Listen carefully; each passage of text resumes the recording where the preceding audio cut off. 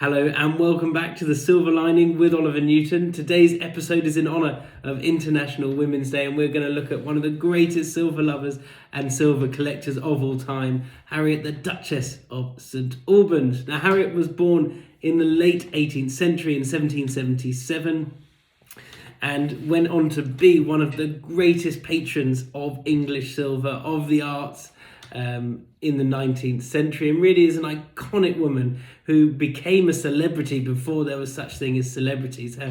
And to this day, pieces of silver bearing her crest, bearing her monogram, are collectible in their own right. Now, she was a collector of everything from painting. She sat for all the great portrait painters of her day, and was equally one of the greatest patrons of English silver. Now, 1815 throughout the 1820s, Harriet commissioned some of the most breathtaking silver ever made, and really was Paul Store and Rundle, Bridge and Rundle's most important client alongside the king.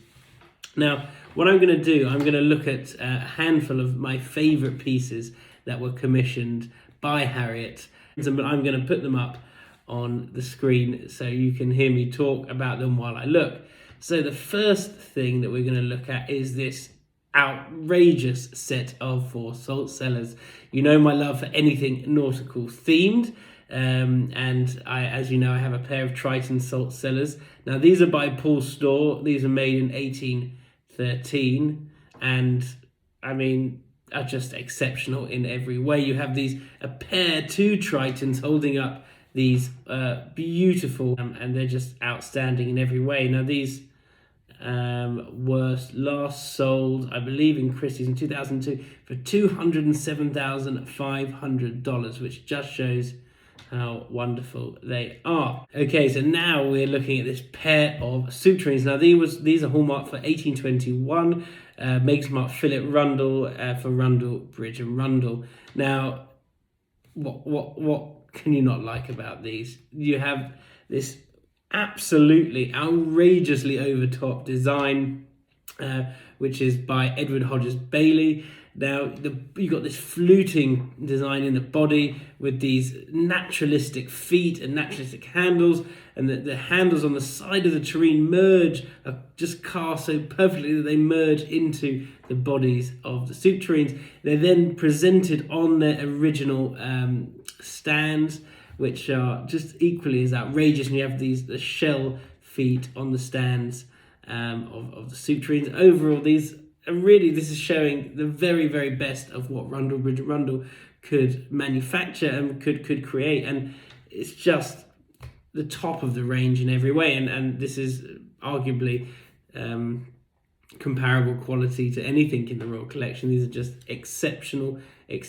pieces of English silver. So what I want to show is that whilst the big major objects like candelabra, wine coolers, soup tureens were of exceptional quality in the Duchess and Albans collection, even the small things, the small things that are essentially less important, more domestic things, were of a quality that was just breathtaking. Now, here's an example of that. This is a pair of snuffer stands. Snuffer stands were what your candle snuffer rested on. Candle snuffers were used to extinguish the candles and cut the wicks, and your snuffers would sit on these stands. Now, these stands are exceptional. They're made in London in 1816. They're made by Paul Store.